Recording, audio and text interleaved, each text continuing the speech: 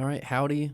Welcome back to 𝗱𝗱𝗶𝗁𝗹𝗲. I'm Dan, your host, and we have finally, in my words, reached the promised land. It is May. It's beautiful, sunny. The whole next week is going to be nothing but 70 degrees and blue skies. It's going to be great to finish up my final season in this kind of weather here in the 𝗱𝗱𝗶𝗁 studios. But first, I should mention that if you're listening to this, you must realize that we have yet to make it to 𝗱𝗱𝗶𝗁 Season 6, Episode 12. And that's just partly due to the fact that we've had some very regrettable delays on the episode.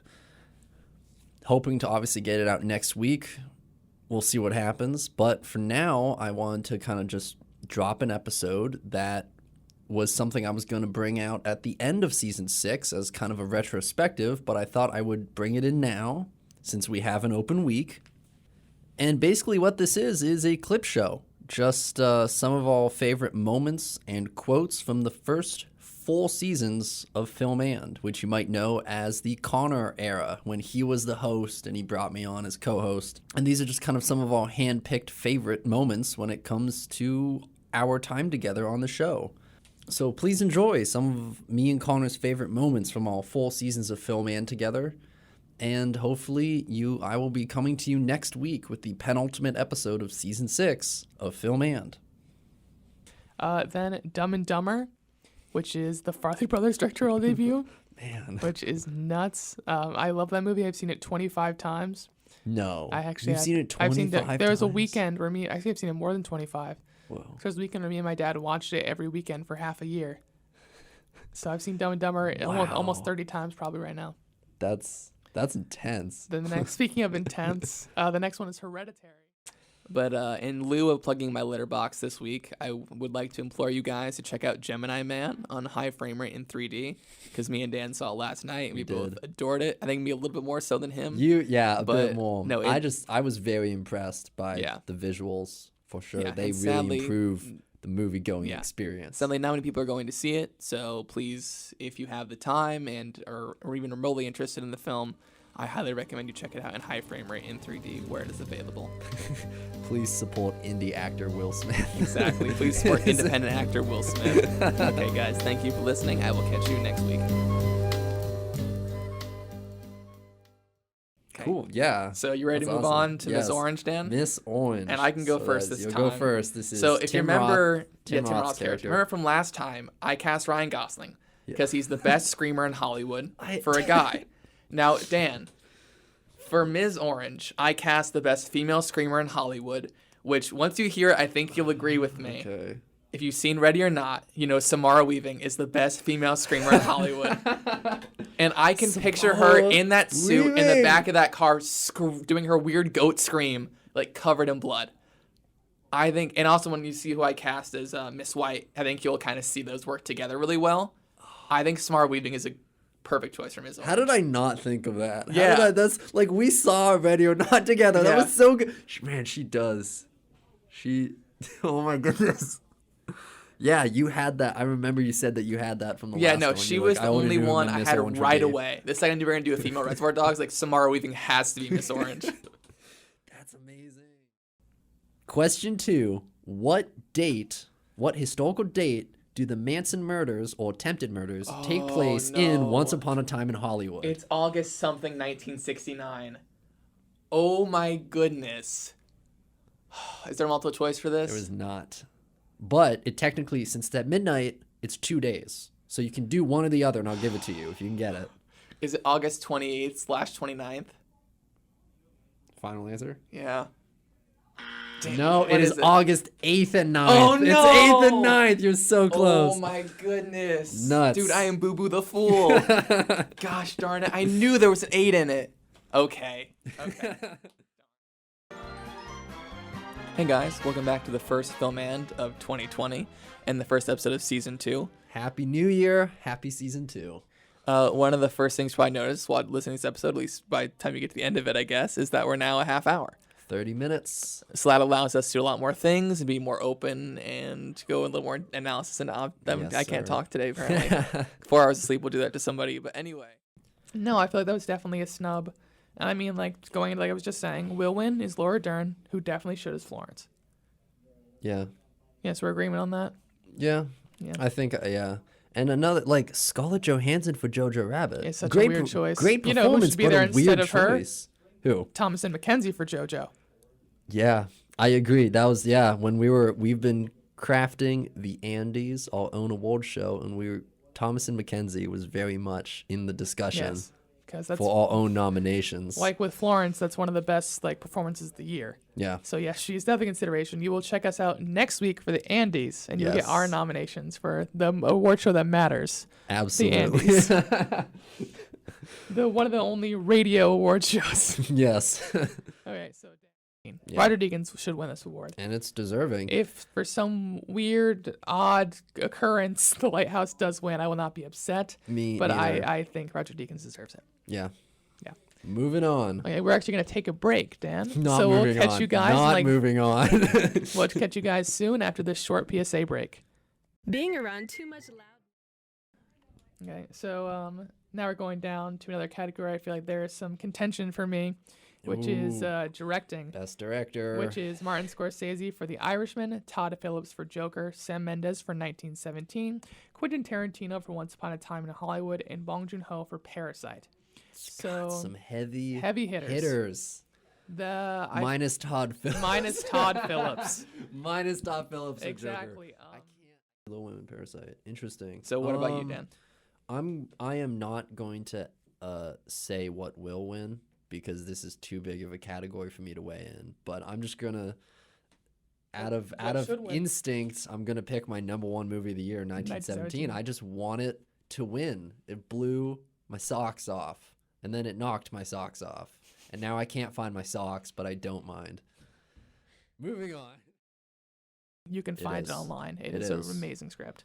I'm gonna say something wild because I'm just looking at this list now and I'm being wild. I think JoJo's gonna get it. Adapted screenplay. I'm being wild. I think JoJo might get it. I think something in my brain fired when I looked at that. I think Irishman's gonna get it. I think this is like adapted screenplay is gonna go to Irishman. I want JoJo or Little Women, but you're probably right. You're probably the logical one, and Irishman's gonna win. And the Oscar goes to Taika Waititi. Jojo Rabbit. Hey guys, welcome to episode 2 of season 2 for Film And.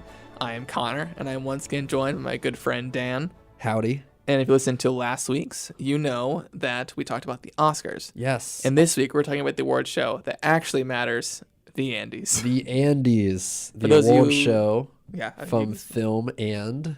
The show you are currently listening to. Yes, it is all personal award show where we give, well, this week specifically, nominations in 10 different categories relating to film. And. Still well done. It's still in the A game of all the visual effects movies out there. You know, it's Lucasfilm. They've always had that be at the forefront. The funny thing is, since these are our picks, there's not much contention to them. No. So there's not much for us to debate. It's just like, you liked it, so did I. We both just agreed on these. That's insane, dude. We both liked this movie, and thus it got a nomination at our award show. Whoa. Bonkers, dude. This is the greatest award show ever. Sorry I peaked doing my, bro voice. I apologize, friends. And then obviously Little Women with Alexandre Desplat, who is just so many good movies, so many good scores. If anyone could get a career Oscar for score or a career Andy for score, I'd give it to Alexandre Desplat. I mean, considering John Williams isn't on our list, yes, he would be the one to get the career Andy. Our first career Andy. Our first career Andy in our first year of existence of us doing this. Coming to you from chilly Burlington, Vermont, it is the first annual Andy celebration with your hosts, Connor and Dan. Hi. And then I'll have you add some clapping in there. Yay, we did it. We are here. It's the Andes. We have the winners. We have envelopes. We have sparkling apple juice. It's fantastic. The good thing is, since radio, none of that could be true, or all of it could be true. Exactly. The one thing that is for certain is that you were listening to Film And. This is episode 3 of season 2. Yep. And it is the Andes episode. who all the nominees? Well, Connor? Dan, I'm glad you asked. The nominees are Rocket Man, Little Women, Us, 1917, and Greener Grass. Can I have the envelope, please, Dan? There you go. And the winner is 1917. What? Whoa. I reached out to members of the 1917 production. No one responded. So, accepting this award today will be me on behalf of the cast and crew of 1917. There is a good chance the two people in this room, me and Connor, will be the ones accepting every single award. But who knows? Maybe there's we some have a last minute. special guest. Maybe we have a special Maybe one guest. person will DM me in the next 30 minutes.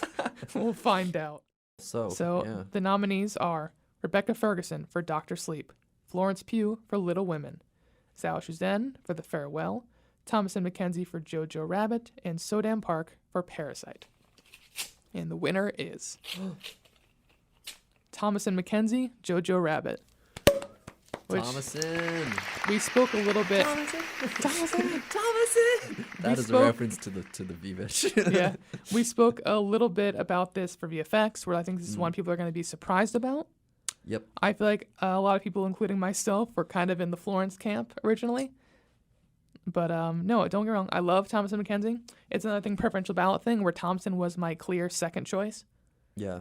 And I think she was both of our second choices, right? I believe so, because I Yeah. would have gone with 𝗍𝗍. Yeah, from exactly. Farewell, and Xiao then Shuzhen. Thomasin next and JoJo. Yeah, so yeah. another thing, preferential balance, she was both our second choice, and thus she got the win. Yeah. No, I actually contacted Thomasin McKenzie on Instagram and was like, hello, would you like to come to our little show? No response. She's actually going through a lot of stuff right now. Sadly, her dog was attacked by another dog. Oh my God. And she's at Sundance. She's busy. She's So- at Sundance, and yeah. her dog got attacked by We had a another dog. bad timing schedule. They started at the exact same time as Sundance. I'm sure Thomasin would have come if it wasn't for I know. being at If it- Sundance. If it wasn't for and having Sundance, yeah. a traumatic dog. Yeah, no. If happenings. people were better dog owners and... Interesting. If people were better dog owners and Robert Redford wasn't so selfish, then we would... then we would have Thomasin McKenzie and studio guys, but sadly, people are irresponsible, and Robert Redford hates us. So sadly, true. no Thomasin He McKenzie in does. studio. But no, I'm thrilled for Thomasin McKenzie. I need to watch Leave No Trace because I've heard nothing but great things about her in that, and she's Yeah. in I forget. It's something called The Kelly Gang. It's by the guy who made the Michael Fassbender Macbeth and Assassin's Creed. Really? It's that guy's next feature, and apparently it's great. Justin Kurzel, I think, is his name. Oh, okay. It's a very, very, I've heard great things about the movie, and that's at Sundance currently. That's why she's there. Oh, right, yeah. So okay. I am really looking forward to that. I'm looking forward to everything Thomasin does. I'm interested to see where she goes from here. Yes, and she has a movie after called... an yeah, Andy win, exactly, this yeah. could be... Exactly. After the Andys, her whole career is wide open. You have an open, blank check. What do you want to do with us? Oh, man. Do you want to direct, Thomasin? Thomasin McKenzie, would you like to direct? So, Yeah. guys, we're going to go to a quick break. Then we're going to get to Best Supporting Actor. See you guys soon. Hey, guys. Welcome back to Film And. We're talking about now we're talking about Harley Quinn Birds of They Prey changed the name for on ticketing websites. the ticketing websites. Because the movie is not doing well at the box office. Ooh. It is the second lowest DC opening, only slightly above Jonah Hex. So it's not doing too great. That's not great. Oh, No, it's not great. But no, we both saw it we this both saw it. weekend. We supported the film. We went there, and We went there. We went there. we went there, guys. Went to the cinema. And yeah, what were our thoughts? Well, But yeah, I think it's time to close out this episode, Dan. Yeah. So really quick, do you want to give a rating for Birds of Prey, star-wise, number-wise, letter grade-wise, or... Birds of Prey, I'd give it a... So we're doing noises. We're doing noises. Birds of Prey, so it's a from you. It's like a oh from me. I like that. That's good. Okay. Hey guys, thank you for listening to Film And once again for this episode. So really quickly, Dan, since we kind of breached into, I theoretically cast him in a movie he's not in. What is the kind of stuff and you want to see both of them doing their careers going forward? We talked kind of about Kristen, we don't really know where she's going, but where maybe a specific property or a general director you'd like to see them they haven't worked with before, you want to see them branch out with. Yeah. What's that kind of where you want to see their careers go? I mean, for Robert Pattinson, I really don't want his career to go anywhere. I think it's I know what you mean. not in a bad way, no, but like in a way of like I'm happy with where it is. You don't want him to get boxed in. Exactly. You want him to keep doing what he's doing more independent, mixing it with like bigger stuff. I don't want him to become just Batman. Exactly. Which is kind of my fear whenever an actor joins a bigger property, is they're just gonna become just that thing. Hey guys, welcome back to Filmand. I once again joined my good friend Dan. Howdy. And today we're talking about the 2020 motion picture The Invisible Man, directed by Leigh Whannell. Starring Elizabeth Moss. We got, who else do we Aldous Hodge, Storm Reed. Hodge. Yep. I don't know the actual man I don't know who was who plays Invisible's the name. Invisible Man. They wanted Armie Hammer apparently, but that's And Alexander Skarsgård. And Alexander Skarsgård. So you kind of got a mixture of both of those men in The Invisible Man. Yes. I mean, it could be anybody. We don't know who the Invisible Man is. He could is. be right behind you. Did you see for in the press packages, they're giving out like Invisible Man action figures, but it's just an empty like box. Really? Yeah. And they also have a thing with invisible ink that when you scan it, it says, "I'm right behind you." Oh, that's really cool. Yeah. That's fun. That's the fun part of marketing. Yeah. All right. Creative stuff like that. Or visit cdc.gov/vital signs. We're doing sipping. We're sipping drinks. Sipping time. To keep our voices lathered. Well, I'm drinking like a dairy product. My voice is not lathered.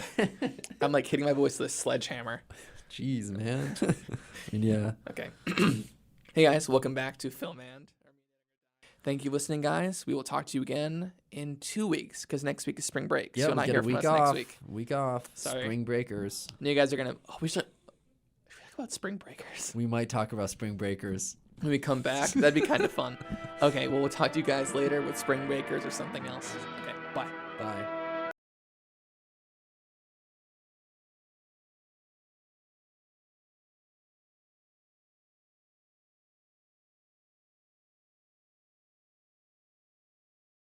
With my first thing you might have missed in the pandemic, which is a thing I think probably nobody saw. Whether or not it came out in theaters or not, nobody would have seen it anyway. But it's a true history of the Kelly Gang, directed by Justin Kurzel, starring George McKay, Russell Crowe, Charlie Hunnam, and Andy Award winner Thomasin McKenzie. Yes, Thomasin McKenzie, if you recall, won an Andy, which was very exciting. For Best Supporting Actress for Jojo Rabbit.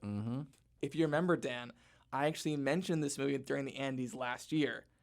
She was promoting it at Sundance. Yes. That's why she couldn't attend the show. I remember that, We were in a communique with Thomasin, and she mentioned that I DM'd her on Instagram one time, and then I saw on her post that she was at Sundance. So that was all the confirmation I needed that she couldn't attend. Either to improve upon, because the Murder on the Orient Express, that's a classic kind of mystery, almost a thriller that I think has been kind of overdone quite a bit.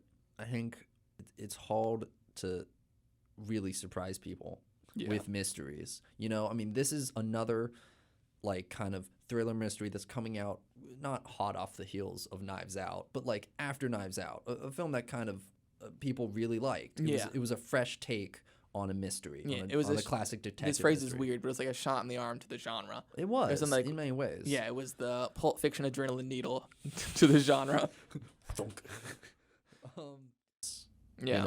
A bit more world building, perhaps. A bit more of that might be a heavy spoiler if I say that. Well, here's the thing. We can cut it out. We can cut it out? Okay. We'll just say redacted. Yeah, over this redacted. So basically when... That's a huge spoiler. Are you kidding me? I know it's a huge spoiler, but I wanted to say, when his show up at Ga'Hoole and they don't even mention... No, they care. They don't care about and that's terrible. So Dan said big spoiler. I did, sorry. Big spoiler. But the part we can keep is there's an owl that does die. Yeah. Forever has not Riddler Forever. I'm and sorry. Two-Face I meant to say Batman and Robin. Oh, actually, yeah, you might be right there. Okay, this is a fun one. So, Connor, this is again another one from Dylan. Dylan writing in multiple times. Thank you very much. crazy that I picked him twice out of this big bag in a row, Yeah. but you know, what are you gonna do? We have some crazy fans. If you have to pick a movie and a drug to first take the drug and then watch the movie, what would your combo be? First of all, we at Filmad do not support the use of illicit substances. That's true. We don't. Well, here's the thing. I'm boring, and I'm 21 years of age, so I'm gonna drink some wine, and maybe smoke a cigarette because I have smoked in the past. Sorry, mom and dad, and listeners who have already yelled at me for smoking cigarettes and possibly ruining my lungs. I'm gonna drink some wine, smoke a cigarette, and watch something. Here's the thing. The one time I have gotten drunk, I watched Moulin Rouge. So I'll do that again. I'll drink some wine, smoke a cigarette, feel all French and fancy, and watch Moulin Rouge. Okay, kind of get a theme going, you know? Exactly, Put yeah, yourself in exactly. the place. I like that. That's smart. I don't know. For me, I'd probably go... My mind goes to LSD and something very visually amazing. Mm-hmm. But I think for me, I would do a double feature. LSD would be the go-to, except I would do double feature Wrinkle in Time and Spring Breakers. First of all, Wrinkle in Time, because I was horrified when I went to that, when I saw it in theaters. I did not like that at all. I was really hoping to, but I'll be honest, that story, I truly feel like it can't be done well on a movie screen, but that's just me. But I'm thinking if I'm on LSD, it might improve the watching experience. And second, Spring Breakers, because that is an absolutely mind-bending film to me. I really don't know how to feel about it, and I think drug use might help me make up my mind on how I feel about that movie. So, yeah, that would be my answer. Okay, Dan, let's get one more question before we go to break. Hey guys, welcome back to Film and. We're diving right back into the bag, pulling out some saucy letters for some yes. saucy questions. Yeah. It's interesting that our collective friend Steve still chose to write to us and write in. Three even though separate letters. Yeah, he could have just handed you the Yeah, letter. no, but he put it in mailed the mailbox, Yeah. stamped it, licked it shut, put it in the mailbox, There it is. flag up, waited everything. 2 to 3 business days for it to arrive at the exact same mailbox. And And here we are. here we are. So I guess I'll start off Yeah. with another one. This is a collective one from Dylan and Matt. Did a collective question here. What is your illegal theater snack of choice? So what do you sneak into the movie theaters? And what is your preferred way of smuggling it into the theater? I like that Dylan is asking questions about drugs and then illegal movie theater contraband. I think it's a testament to his character. Exactly. I usually don't sneak food into theaters usually. Really? Yeah, because I have weird morals, as some of you may be well aware. And movie theaters make a lot of their money through concessions, so I feel really bad about sneaking stuff in. There's been few exceptions where I've snuck in very select items. My friend Shelby, she used to work at this movie theater at the ＲOXY. Oh, yes.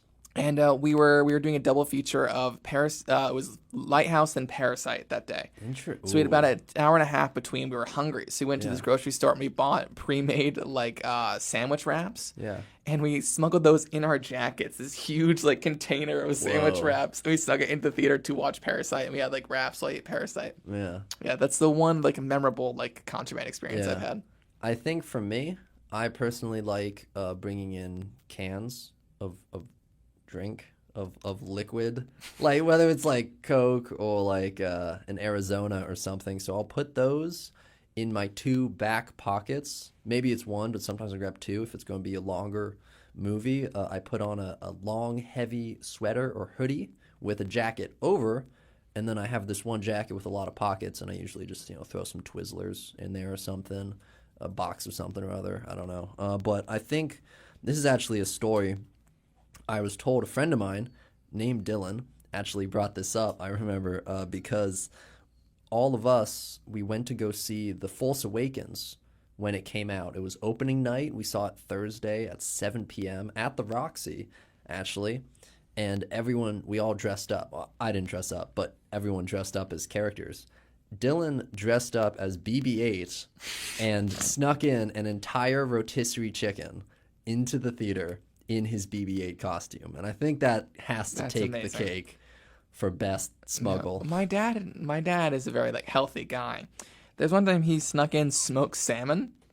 Really? Just I don't know. I couldn't tell you why. It's just him. I love smoked salmon. Yeah, he just snuck in some smoked salmon. Okay, so next question. This is my last question I have, the last letter I received. So we'll finish up with your questions. This is another and question, 3 parts from our friend Bridget. She asked, "Who do you think you are?" Hello, I'm Connor. This is Stan. Howdy. And she said, "How dare you?" That's a good question. I don't know. How dare we? How dare we? I think we dare pretty darefully. What's the motto of our establishment here? What is all? The Champlain thing. It's we dare to dream, dare to dream. Audiamus. I think this is really a fun thing I always like bringing up. The motto of our college, Champlain College, is Audiamus, let us dare. Let us dare. But the thing is, Audiamus is actually a conjunctive in Latin, which means it has 3 meanings. It can either mean let us dare, it mean may we dare, or we may dare. Which I think is my favorite transition. Is that we might dare. We might dabble in some daring. We could do some daring do's from I here got some to then. time. I can do a quick dare. Idea. It's what if people will also pult machine? Yeah. Blade Runner did it. Human. Yeah, and if you're gonna do that, obviously there's gonna be tie-ins to movies that have done it before and after. So the Ghost in the Shell obviously probably took some influence from Blade Runner, but also there's a lot of I think the biggest thing for me is a lot of the just urban montages both films have. Yeah. Just looking at the city, being in the future, that's so much of both. I think that's one of the biggest tie-ins I saw. No, they find a way in a movie without credits is an hour and 18 minutes to have a 3-minute scene of just the city. I was watching, I found the montage again on YouTube and I was like, wow, this works in the movie, but just watching it is just I'm expecting to hear lo-fi hip hop beats just played over this montage. Yeah, the score is great. And I think that's pretty much everything I wanted to mention about the No, overall, good 95. movie. Yeah, it gets the film and seal of approval. It does. I wish I could. I'm going to put in a little thunk sound. Oh, that's thunk. our stamping the seal. Stamping the seal. It's the first we ever get the seal of approval. It is. But yeah, Ghost in the Shell, very good movie. Yeah. The first Ghost in the Shell doesn't treat you like you're dumb. No. This one treats you like you're dumb. Yeah. I feel like that's the thing. The first one was very intellectual in a sense because it's just kind of grasping at the idea of where is the line between existence, living, consciousness, between machine and man, which is where I think Japan in the 1990s found itself pondering often with this amazing technological uptick it was seeing in every facet of their society. And this one is bam, bam, boom, Scarlett Johansson, guns, explosions, intrigue, bad guys. Yes. I'm like, oh my God. Well, no, the first Ghost in the Shell is what is it to be human? This one is Scarlett was human, she mad, she robot. That's this one. She mad, she robot. And it's it just it answers questions you never cared about from watching the original. Yeah. I never. Yeah. So Jennifer Lawrence done a lot of really dumb crap too. But smart person, cool person for the most part. She also concussed Josh Hutcherson. She did. She did. But she ruptured her own eardrum. Well, she didn't rupture her own eardrum. Do you know that thing with the apples? No. The explosions? Jennifer Lawrence ruptured an eardrum on set. Wow. I didn't know that. No, she's gotten injured on all 4 Hunger Games, I think. Ouch. Wow. That's insane. I'm smiling ear to ear, and I'll quote lines, but it's mostly just Rosalind. So you guys are scared of those guys? I'm not scared of those guys. I'm not scared of those guys. Just walks over. It smells like garbage. It does. Her nails, it's a little sour, sweet, a little sweet. It's so good. That's coriander to me. That's coriander to me. Yeah. No, it's so good. That's the power of intention. It is. Yeah. It's so good. We could do an entire episode on American Hustle, but I think I'm happy that this is a pick for us for the Y tier because if you're listening, we have to ask you, why haven't you seen American Hustle? Yeah, why have you not seen it? You should see it. Here's the thing. I'm going to be real. The chances are you will not love it as much as me and Dan because we are in the minority on this. Yes. But American Hustle, American masterpiece. Okay. For Connor, it's American Hustle, American masterpiece. For me, it's American pretty solid film. So yes, why tier? Yabba dabba doo. Yabba dabba doo, indeed, Dan. Yes. I'm going to slide down my dinosaur and rewatch American Hustle. Moving on.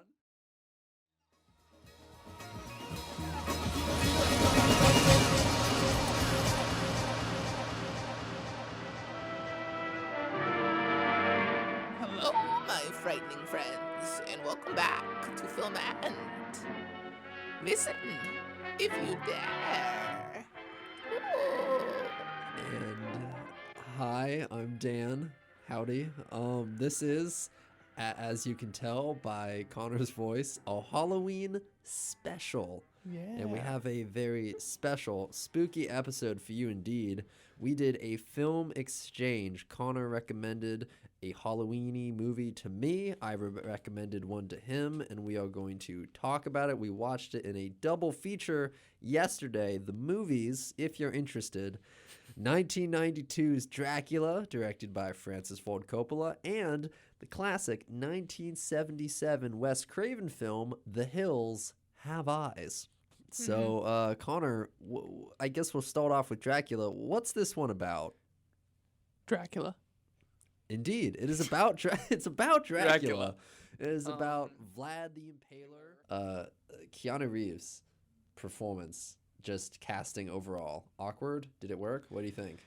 Because he plays a British banker in 1897. If you know Keanu Reeves, that feels like a weird casting. Yes. Here's the thing. Apparently, the thought that went into it is we need someone young and hot to get the teens interested in Dracula. That was pretty much what I read is like we need like hot, popular, young actor to get the ladies, the teen girls being like, ooh, Keanu Reeves. I think Keanu's performance adds like the nutsness of this movie though. I don't mind it personally. I think it's fun. Yeah, I think it works because he does kind of play a very like toned down character who's just in this. He's surrounded by this ridiculous world of Dracula and his wife and her friend Lucy, who ends up becoming a vampire, and then Van Helsing too. It's just fun, like where he's like, "Oh, I'm sorry, I have offended you," or like, "There he is. He's become young." It's just Keanu Reeves just like trying to like deal with this like wild dialogue. Yeah. And it's just fun. It is. It'd be different if he was like, if he was Dracula, how wild that would be. If Keanu was I have waited for you across the oceans of time. Oh No, man. in this I house would we still stand Keanu watch Reeves. that. I would watch I'd watch that. Keanu starring as Dracula. I'd watch Keanu Reeves do anything. So that's not saying much, but What, you'd like watch him eat a hot dog, walk down the street? if the narrative is there, sure, why not? Keanu can make anything exciting. Have John Wick kill someone with a hot dog. Ooh. That's what we need. That is what we need. Okay, well, I guess that's it for Dracula. We're going to go to a quick PSA break, but we'll be back in a minute to talk about 1977's The Hills Have Eyes. See you soon. Hey guys, welcome back. For those of you who couldn't see, I was doing the Pan's Labyrinth eye hand thing to Dan. Oh, that's what you were doing. Yeah, I realized Okay. without the context of just, it just looks like I'm just putting my hands in front of my I'm eyes. like, yeah, man, those are your hands. These are my hands. So yeah, Dan, the hills, they do indeed have eyes. They had eyes. They had eyes. Exactly. There is no resolution or intriguing end to the narrative of Hills Have Eyes. No. It's just cool freeze frame. That makes you think. Yeah. That's what it is. It's a warning. This may make you think. Is Yeah, what the pretty ending much. of Hills Have Eyes is. We talked about. I admire Ruby's energy for like person getting attacked. They need help immediately. I'm not gonna grab a rock because there's hundreds of those nearby I could grab to hit this guy with. I'm going to find a snake, catch the snake, put the snake on the back of this guy's head, and have the snake bite him. Yep, that's the plan. I love Ruby's energy. This chaotic energy. Like I'm gonna find a snake. Yeah. It's like I'm taking this is snake time. I'm taking It's him snake down. time. Like that was kind of what was being done across the We board. see in the many lasting ways. effects of death. Exactly. Usually in modern horror movie, it's like, oh no, a person died. 2 minutes later, I'm not gonna even think about it. Yeah, it's like moving on. We get that whole scene with what's her name, Brenda, the other daughter. Yes, Brenda. With Brenda just like staring at her mom's corpse, which is insane. Yeah, that's pretty. And where cool. she starts crying, and Bobby's on the radio, and he's like, "Brenda, can you keep it down?" Oh my god, Bobby as the the best and character, the worst at the same he time. really is the best and the worst. He is a fascinating character. I know. But yeah, we joked around. There's a segment where the Beast and Doug Wood are just like Yep. out in the desert, like hunting the cannibal family.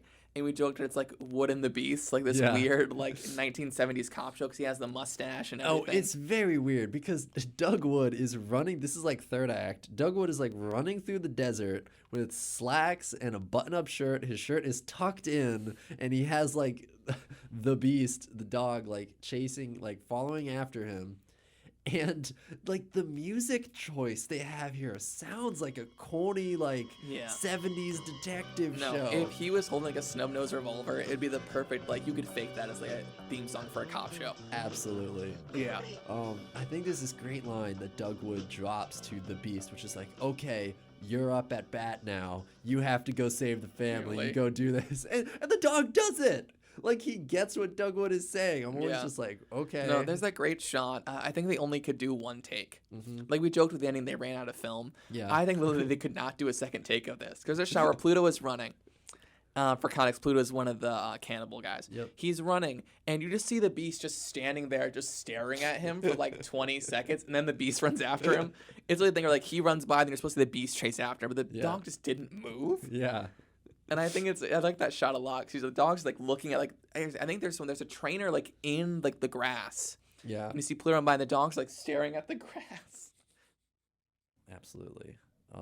Yeah, I guess that brings this Yeah. episode of Film and to To a a close. Thank you for listening, as always. For our audience out there who's not Mr. Hollywood, if you have a title for one of these scripts, Yeah, If what you- what would you name these pitches? What would Yeah. the movie be? What would it be called? exactly. So you guys have an idea for that, or just any kind of like fun movie stuff, don't hesitate to talk to us, especially Yeah. if you are on Champlain campus and you know me or Dan personally. Or just even if you don't know me, if you know what I look like and I'm just like chilling eating some like loaded tots, and you're like, hey, Film and guy, and I'm like, that's me. And you're like, him. the movie should be called like, Do I Tell Her? And I'm like, that's really good. Thank you. I love the vision of someone running up and being like, Connor, you're the Film and guy. He's like, yeah. I was like, you got to call it Do I Tell Her? And you just kind of like stand there awkwardly, knowing you would never want to call that, and be like, yeah, that's a great Here's the- idea, kid. I thought of it literally in that moment. That's a good pun. Do I tell her? That's a good pun. Oh, do I tell her? Oh, because it's a Fake fake teller. teller. Oh. Do I tell her? I like it. I think this theoretical person is very clever. Oh god, this imaginary person Person you created, who's gonna run up to you and eats and be like, "Hey, you on the radio?" Radio guy. But yes, you guys have any fun ideas? Follow me on Letterboxd at Cranberry18. That is CRANDberry18. See you guys next week for another episode. For those of you who may know this director, we are going to be talking about Ang Lee. From Gemini Man to Life of Pi, Sense and Sensibility to Crouching Tiger, Hidden Dragon, Ang Lee has taken us all over the world, and we've seen a lot of amazing films, but we're talking about two in particular. In fact, these are two films that he made back to back, and this is kind of the crux of what we want to talk about today, is the fact that these two movies were made right after another. We are talking about 2003's Hulk and 2005's Brokeback Mountain in an episode we have entitled Hulk back mountain. Hulk back mountain. Hulk back mountain. Hulk back mountain. What we got now is back mountain. Everything's built on that. That's all we got, boy. So, for a little context. Crouching Tiger to Hulk to Brokeback Mountain. That's strange. Crouching Tiger to Hulk kind of makes sense because they're grand in scale and things like that. And Crouching Tiger sort of brought a new element to like the quote-unquote action movie. But Hulk to Brokeback, that's a bigger stretch. And for years I'm like, I need to do this. I need to do this. And I knew you loved Brokeback, and Dan's here. So I think this would be fun. And I just kept pestering Connor for a long while until he finally caved in. And now we're here. We're done for. They want this, and we're not giving them that. Absolutely. And I think it's interesting also to mention that, Ang Lee has also said before that the screenplay itself was inspired by a lot of like classic cinema monster tales. You have like Dr. Jekyll and Mr. Hyde. You have Frankenstein. Dan, I know I'm opening a can of worms. You're getting into my points before I can. This is part of my filibuster. Rats. Ladies and gentlemen, pull up a Blu-ray copy of Hulk. Pull it up on HBO Max or whatever. What's the studio right in the beginning? It's Universal. Part of my grand schemes is that outside the conventions of comic books, they are really looking at genre as a whole. And I feel like you can look at Hulk in a similar way you could look at something like This Island Earth or Jaws or Jurassic Park as an extension of the Universal monsters. I feel like Hulk has just as much in common with Frankenstein, the Invisible Man, which Dan and I watched together a little more than a week ago, and the Wolfman, as he does, the X-Men. .gov/vital signs. Hey guys, welcome back to Filmand, and now we're talking about one of my favorite movies of all time, coincidentally enough, Ang Lee's 2005 film Brokeback Mountain. So I did Steve and Dan a big bamboozle today when I mentioned in the car that I've loved this movie since I was 11, which is true. I have loved Brokeback Mountain since I was 11. When I first saw it in my mom's car. How can I just no, Dan, I understand you're baffled. I'm equally baffled. Who gave you access to this R-rated, very R-rated movie? Here's the thing. It's like here's the I applaud you for being so advanced as a child, but also there's like a lot of like really emotionally dense stuff in here. It's not an easy film to watch, especially for a child. Yeah, I didn't grasp I don't know. It kind of like one of those things where it's like I liked what I was seeing, but it kind of felt like noise to some extent, to a little bit. And I didn't really I loved the movie at the time, but I didn't really love it to the way it actually should be loved until I saw it. I believe this is my 6th time seeing it with you guys today. So over the 5 times I've seen it in the past 11 years again, because I'm 22 years old. So yeah. Okay with it. No. I believe that the tank is running a bit empty on conversation, but it's a good place to finish off. Steve has. Yeah. I just want to thank y'all, for having me. Honestly, this was all a Trojan horse. I just wanted to watch Hulk on Dan's nice 4K TV, and I knew it. I told Connor before we started. I knew this is what it was about. I'm kidding, obviously. Yeah. Which also Brokeback looked amazing on that TV. What a beautiful movie. Oh my god. What a beautiful movie. Okay, guys. Well, thank you for listening to this episode of Film And. If you're joining us on the radio, probably a 5th of the length of the conversation we had today.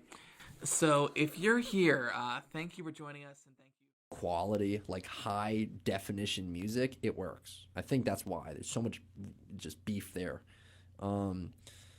What else we got here? There's actually this one YouTube channel I just discovered. It's fantastic. They've been dropping content since March of this year. There's a big dump of like their previous material that wasn't on YouTube. It's called Film And. You can check out their sorry, couldn't keep it together. You can check out their channel. Their first 3 seasons are up on YouTube.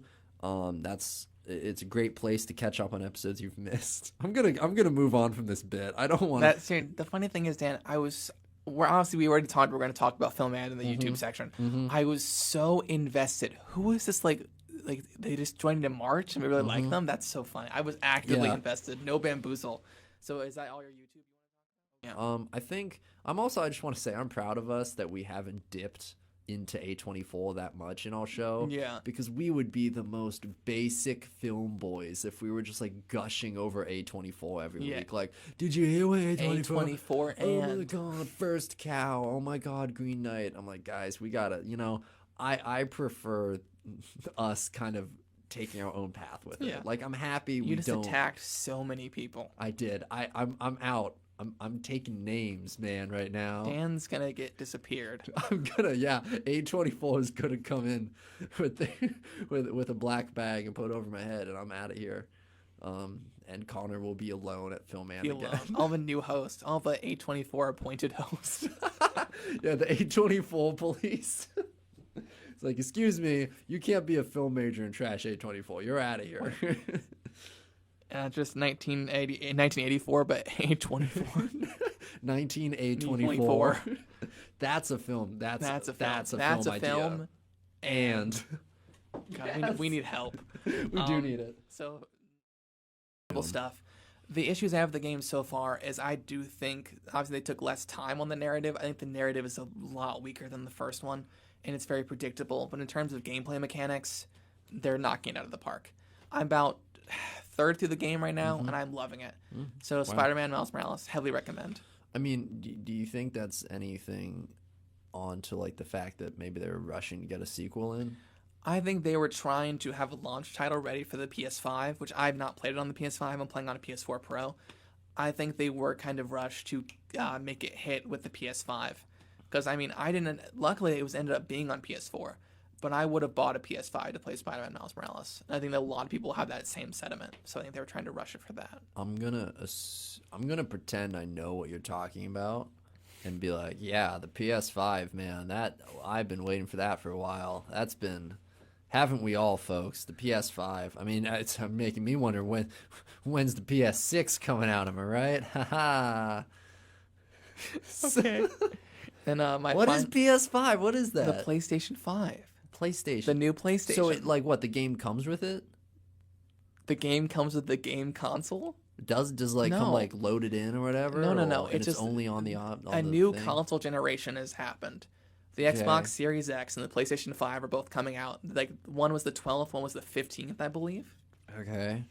But anyway. Wait, so like you can't play other games on certain generations of stuff? Yes. Why not? Because money is why not. Really? Because you'd buy. Here's the thing. Why would you buy a new Xbox when you can play the old Halo on your Xbox One? Money. Oh my God, that's terrible. That's money. And you give them money anyways to play the new games. Yes, because we're broken down people. Here's really? the thing. If Last of Us 3 was a PlayStation 5 exclusive, you can bet your bottom dollar I would. Here, Mr. Sony, take my money. Really? Because I love that. I love the narrative of Last of Us, and I love the narrative of Miles Morales. Luckily, I didn't have to shell out to get a PS5 because it is coming out on PlayStation 4 as well. Well, that's whack though. Like, that's like if you want new games, you just end up racking up all these random PlayStations. Dan. You just have a bunch of useless boxes in your house. Well, here's the like you'd have to stack up like what? You have like all 5 PlayStations in front of your computer, and you're like, oh, which game do I want to play? I have to turn on a whole PlayStation. What is a PlayStation? Is that like a box? It's a box. I'm assuming it's a box. You put in your TV. I don't know what it. You sound like such a grandpa now, oh my God, dude. I didn't grow up with video games. You just asked me what is a PlayStation? It's like a video game console, box of some kind. Oh man, yes. I am just putting Champlain's name to shame. What is a PlayStation? Am I gonna? Oh, the gamers of Champlain gonna come at me for this? Are they gonna hunt me down? That's just not your sphere. You're just not ingrained in that. Man. I guess not. That's ridiculous. They can't make that's just wasting product, man. Just make the games more expensive. Don't they also have. What? Well, here's the thing. You get a new game console because it has better technology as time advances. Like, more things become accessible, and like it's the thing it's a better console. But they only make games for that specific console because obviously that's the console that's so the current it's just console. never gonna be good enough.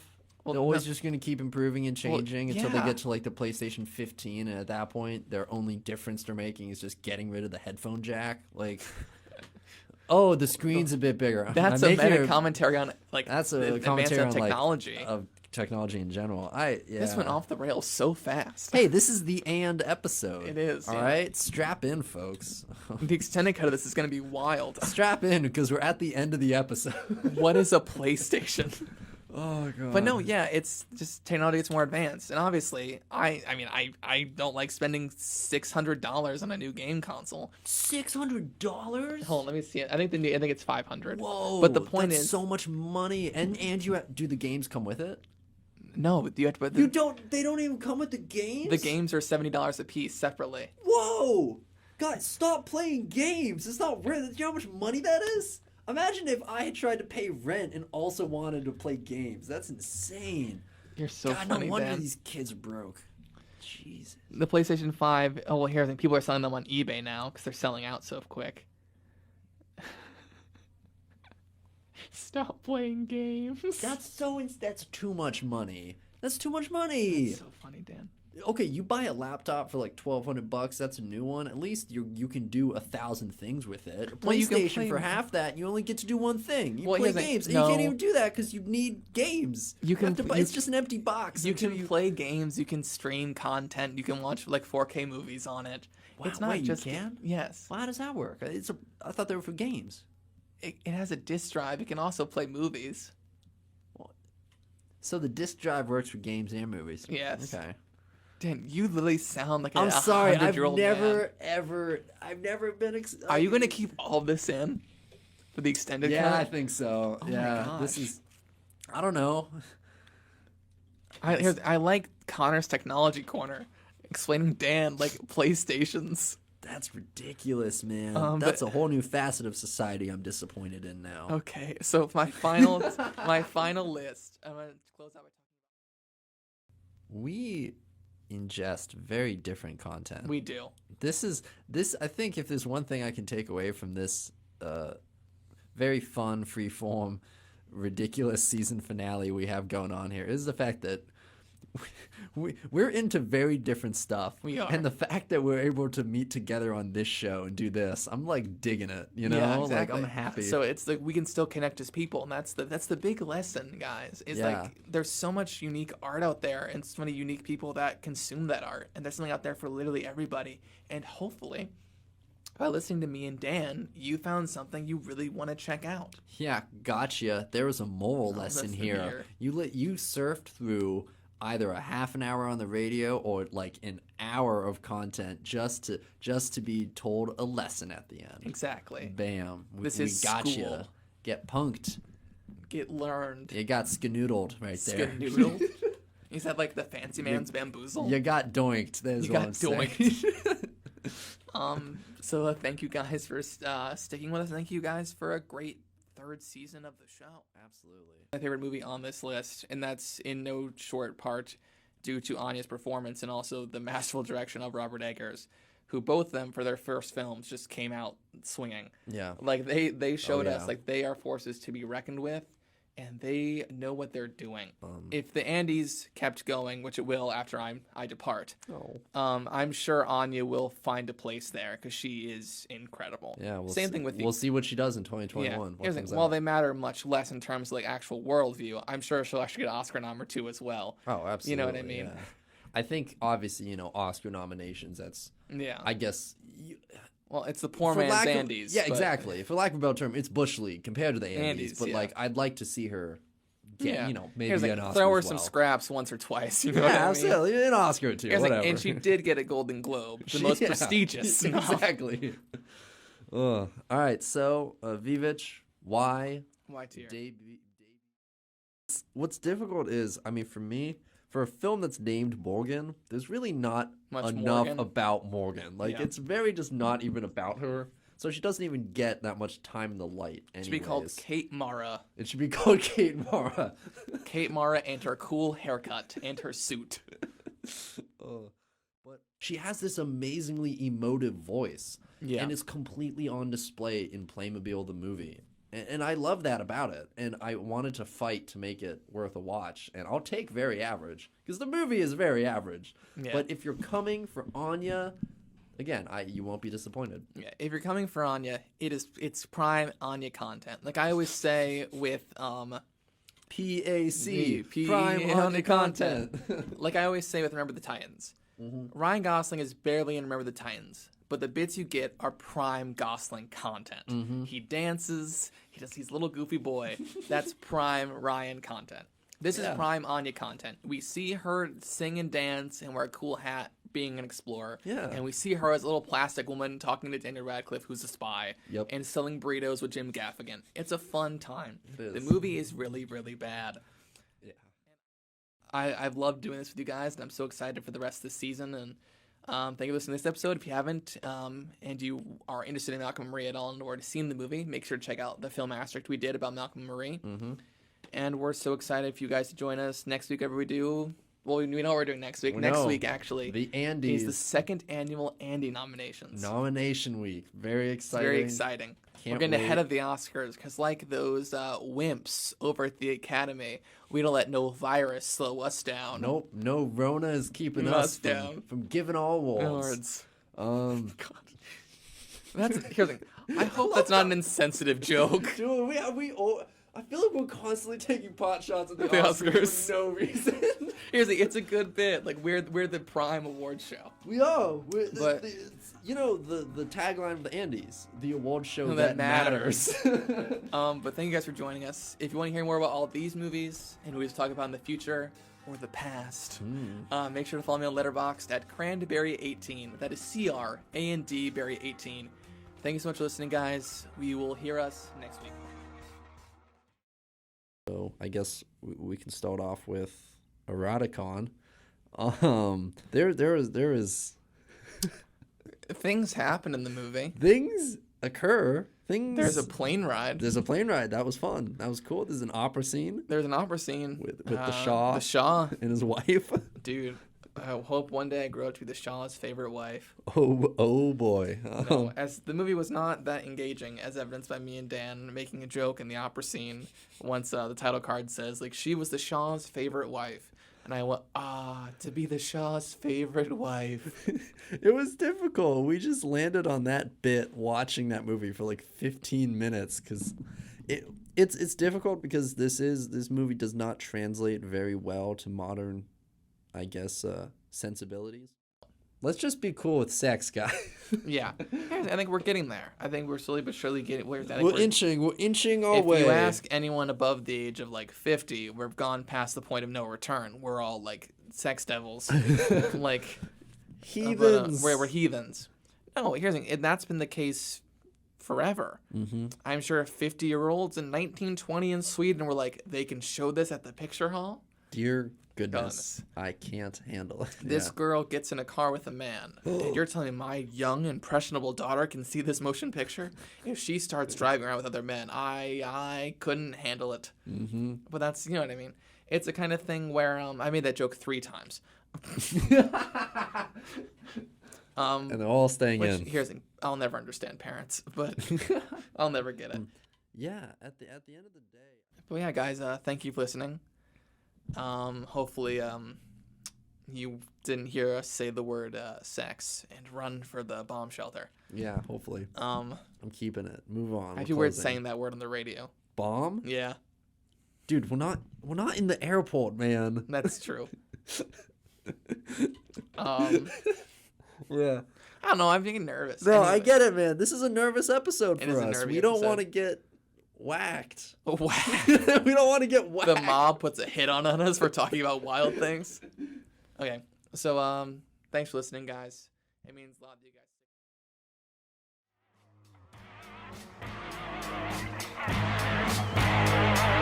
Hey, guys.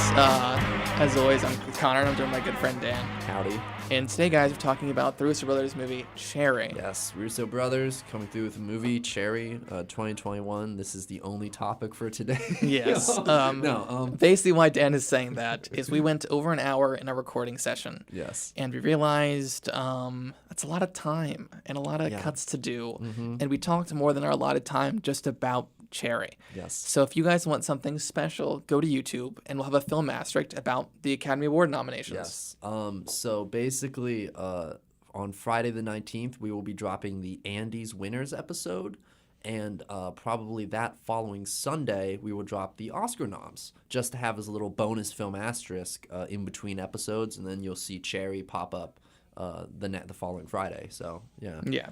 Well, then we'll just go straight to the ending. Let's go into it, Connor. Let's go into Cherry. Yeah. We've already recorded the segment. Yes, all Cherry's already been popped. So here's past Connor and past Dan talking about the Russo brothers, Cherry. I think this has no, like, other than a couple moments actually in the war, it has no sincerity. Yeah. This movie has no heart whatsoever. It has no emotion. It has no subtlety. It's just like, look, it's Spider-Man guy. He's sad. He in war. Now he robbed bank. Yeah. That's Cherry. And it's sad. It's so sad.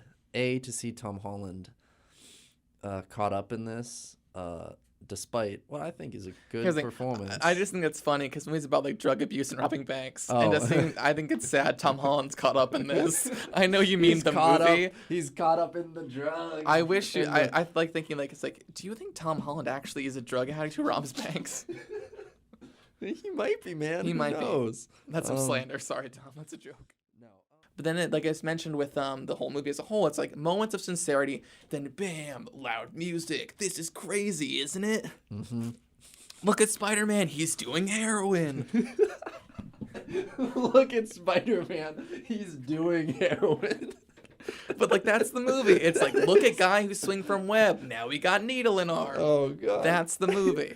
Yeah, and it's difficult. I'm happy we could chuckle about this. I'm trying to enjoy this because at the end of the day, I wanted to like this movie. I do so like much look more. at Spider-Man. He's doing heroin. That's a good sound clip. But, so for me, hey okay, guys. no, I'll put the Ancient Lamentation in here. Okay.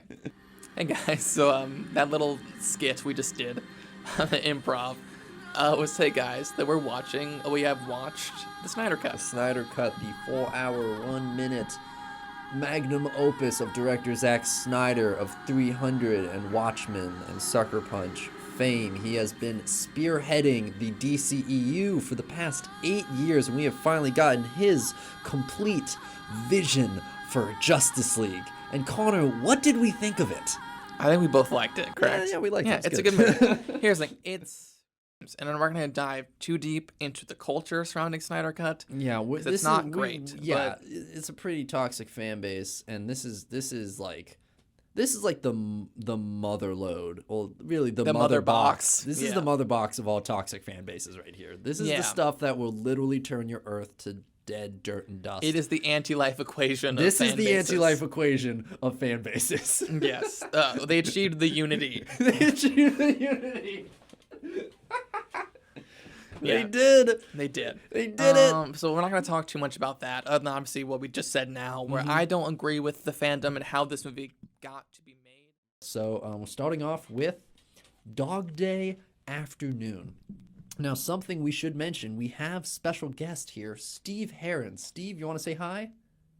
You know, he's not here yet. I was like, are you going to insert the audio of Steve saying hi? I'm not going to insert the audio. But basically, the way we're doing it is that not all of us are talking about all 5 movies. We will be interchanging. So as the segments go in and out, you will only ever be hearing 2 of us talking. So for this first installment, it is me and Connor discussing Dog Day Afternoon. And then Steve will come in probably for the next one, Jaws. Yeah. So I guess starting it up, we have Dog Day Afternoon. Let's I like that your vocal clearing is now in the recording now, because this is a special occasion, Steve. Do you know what it is? I mean, today's Monday, but what no, are you? You've been on the show before. Yes, but never. You've never been in studio. I'm in studio for the first time. Yeah, this is a momentous occasion. Steve Herron is sitting where Dan usually sits, across from me. Ladies and gentlemen, I hope you get my dulcet tones crystal clear. Yeah. Because now we're using professional equipment. Hi, I'm Steve Herron. You may know me from Hulkback Mountain, or presenting Best Supporting Actress at the Andes this year. Connor, what are we talking about today? Today we're talking about, we keep saying 1975, like they're not all from 1975. Yeah. We're talking about Steven Spielberg's Jaws. So Dan, I'm so used to Dan. Wow, I'm so used to Dan. I'll just take that back. No. So Steve. Well, that concludes our section on Jaws. Yeah, good movie. You should watch it if you haven't seen it. So I'm going to dip out now. And you and Dan are going to take a journey down south to Nashville. Yeah. Okay. And then I'm going to snap. And then when I snap, Dan will be here like magic. Ready? 3, 2. All right, and welcome back to Film and. I'm happy to be back in the studio, and this time we have now kind of reached the third section of this episode. I'm here with Steve. Steve, thank you so much for being here. Hi, everyone. It's 𝗱𝗱𝗃. You may know me from the 𝗱𝗱𝗃𝗃 Mountain episode or presenting Best Supporting Actress at the Andes this year. Amazing. Or you may know me from Jaws, which you've heard 2 minutes ago. But yeah, we are talking about the 1975 film Nashville, directed by Robert Altman. Hey guys, welcome back to Film and. You might notice that Connor is not doing the intro. It's because we are still deep in the pit of Nashville, the 1975 Altman film, and that means we are talking about Best Picture 1975. We're in the thick of it. The thick of it. The thickest of it. We are pretty much at the halfway point, and I'm here with Steve Herron. Steve, thank you so much for being here. Hi, everyone. It's Steve Herron. You may know me from the 𝗱𝗱𝗃𝗃 Mountain episode. Hi, everyone. It's Steve Herron. You may know me from the 𝗱𝗃𝗃𝗃 Mountain episode or presenting Best Supporting Actress at the Andes this year. Daniel, thank you so much for having me back. Thanks for being here. In studio. Yeah, we're always happy to have you in the studio. This is a very special treat. So I guess we can move on. Yeah. And talk about. Yeah, I guess I'll get Connor back in here. Next up, folks, after a quick PSA break, we're going to end up talking about the 1975 movie Barry Lyndon. See you soon. Running late to class but still need that morning caffeine or hot breakfast to start your day out right? Download the Bite app by Sodexo and place your custom order for fast, easy pickup at Zyme. Open 8:30 a.m. to 3 o'clock p.m. Mondays through Fridays. Okay. Mommy makes me munch my M&Ms. Dan's going to put that at the beginning of the episode. You know that Yellow already. leather. I'm for it. Okay. Let's rock and roll. Okay, guys, welcome back. I'm sitting in the chair again. No, we played musical chairs once again. And for those who don't know, it's me, Steve Herron. You may know me from the 𝗱𝗱𝗃𝗃 Mountain episode or presenting Best Supporting Actress at this year's Andes. In case you're just watching part 2 and not part 1. Yeah. Okay. So, Steve. Yeah. Today we're talking about 1975's Barry Lyndon. Yes. Okay, so Steve, thank you for joining us. You're officially retired. Yeah, probably. Not actually fully. That sounds like you're done with the show completely. Yeah. Who knows what we'll do in the back half. But yeah, That's thank true. you guys for having me on for this. This was a very fun experience. Now I really need to watch Cuckoo's Nest, considering it's the one that won, and I love all the other 4 films. Hopefully you go cuckoo for Cuckoo's Nest. But yeah, I love you guys, and I love talking to you guys about movies. It's my favorite thing. And thank you for letting me invade your airways for a very significant portion of this insane, mammoth, unwheeling episode. It's almost like this episode is our Nashville. Connor, I'll see you at home. Okay. I'm going to clap, and Steve will be gone. Auf Wiedersehen. Whoa. Hey, Connor, what's up? Yes. I'm here now. You're here now. So, Dan's magically here. Hello. Through the magic of pausing a recording, talking for 10 minutes, and then you walking in where Steve was sitting. Yep. The magic. The magic. Sorry to break the illusion, kids. I know you think everything on the radio was real. So, I guess we are finally here at our final film of Best Picture 70. But, yeah. Yeah. The end of an era.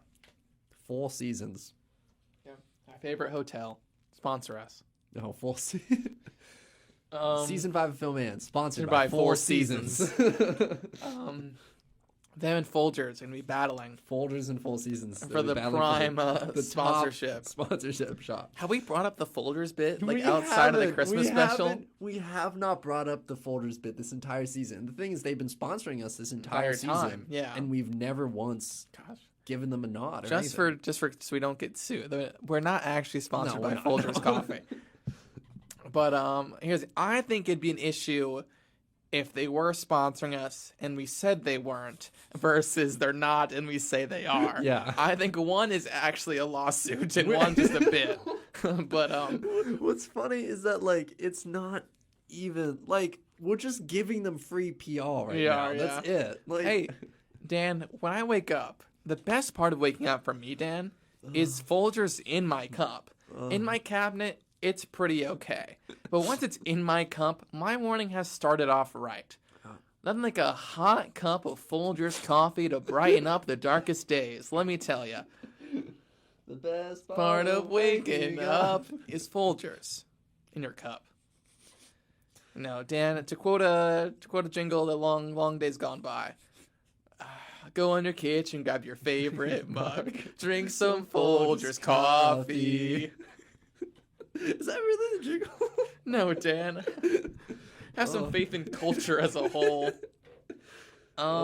Yeah. Good times. I'm glad we're ending on a ridiculously dumb Folgers coffee bit. Yep. 4 seasons. When the other 3 just won't do. Come to season 4. Come to season 4. Yeah, do you have any reflections on your 4 seasons at Film and? All right, that was the Film and Clip Show. I hope you enjoyed. Obviously, I think you're going to realize there's a lot of just bits. We did a lot of bits. I wanted to highlight those, some of our just more lighthearted moments throughout the 4 seasons.